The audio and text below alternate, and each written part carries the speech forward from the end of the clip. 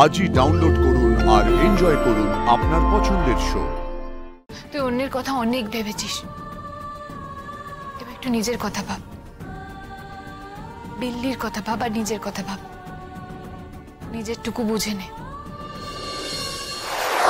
অনেকদিন আগে থেকে, মানে সেই মুম্বাইতে থাকাকালীনই আন্টি চেয়েছিল সিমরান ওনার বৌমা হোক,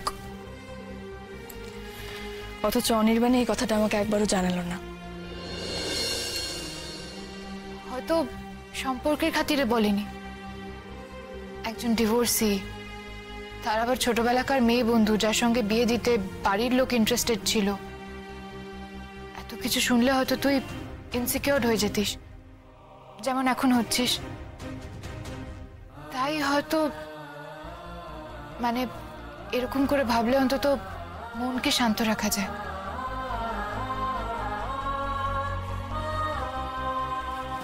না রে, যায় না। আমি ইনসিকিউর না,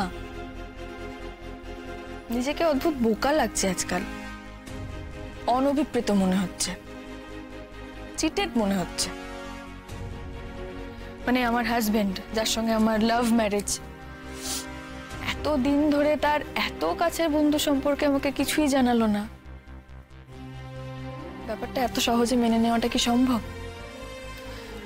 আচ্ছা, যদি এটা অন্যরকম হতো, মানে ধর আমার কোনো কাছের বন্ধু যার সম্পর্কে অনির্বাণকে আমি কোনোদিনই কিছু বললামই না, হঠাৎ করে হয়তো আমার সেই বেস্ট ফ্রেন্ড উদয় হলো আমার বাড়িতে, তারপর আমি সবাইকে বললাম যে এখন থেকে সে আমার বাড়িতেই থাকবে এবং বিনা বাক্য ব্যয়ে সবাইকে এটা মেনে নিতে হবে।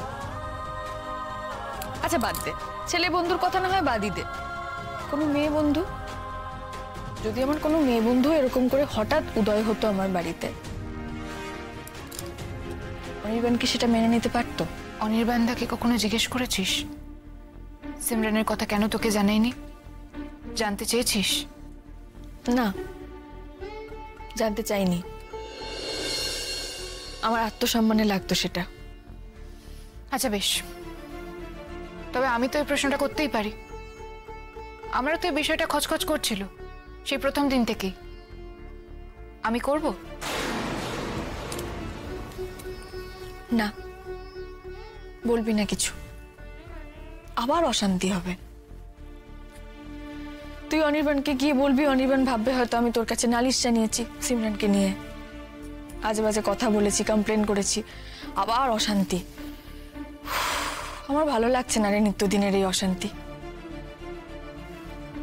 আর আমি চাই না আমার বিল্লিটা এখন থেকেই বাবা মার ঝগড়াঝাটি, অশান্তি, ঝঞ্ঝাট এইসব দেখে বড় হোক। ফাইন, আমি কিছু বলবো না। সিমরান আমার কেউ হয় না, কিন্তু অনির্বাণদা ডেফিনেটলি আমার কাছের মানুষ, আর সেটা তোর সূত্রে।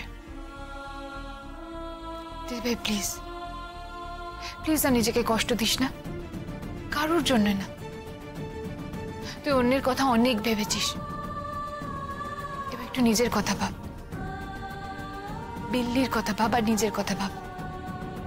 নিজের টুকু বুঝে নে।